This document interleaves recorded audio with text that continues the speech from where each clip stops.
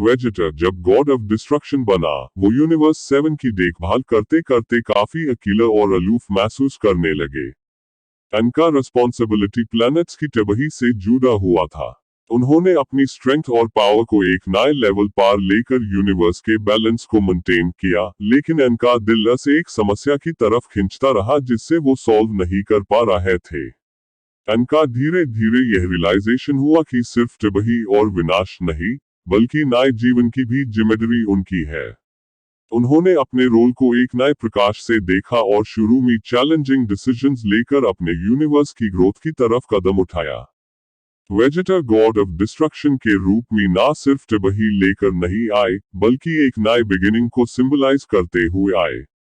उनका यह साफा दिखता है कि पावर का सही इस्तेमाल करके किस तरह एक गॉड ऑफ डिस्ट्रक्शन भी अपने यूनिवर्स को एक ऊंचाई पार लेकर जा सकता है। यूनिवर्स 7 में एक पावरफुल विलन ने अपनी पावर का गलत इस्तेमाल करके केओस फैलाना शुरू किया। वेजिटर गॉड ऑफ डिस्ट्रक्शन के रूप में अस विलन के सामने खड़े हुए और एक महान युद्ध शुरू किया।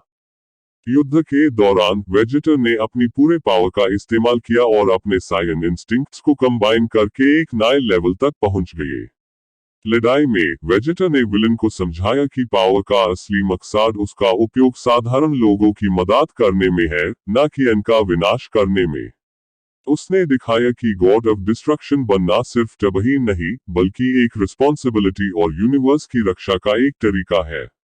विलन ने अपनी गलतियों का एहसास किया और अपनी गलत राह छोड़कर सीधाई की तरफ कदम बढ़ाया।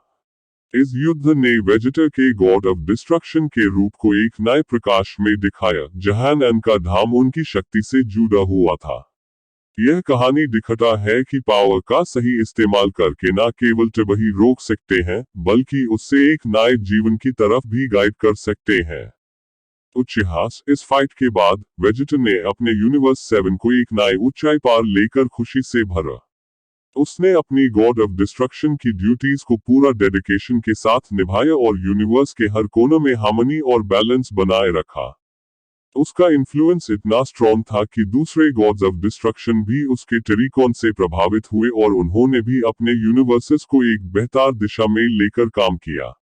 वेजिटर ने अपने गॉड ऑफ डिस्ट्रक्शन रोल के साथ साथ अपने पावर्स को भी इंस्पायर किया कि वो अपनी शक्ति का सही इस्तेमाल करें और दूसरों की मदद करें।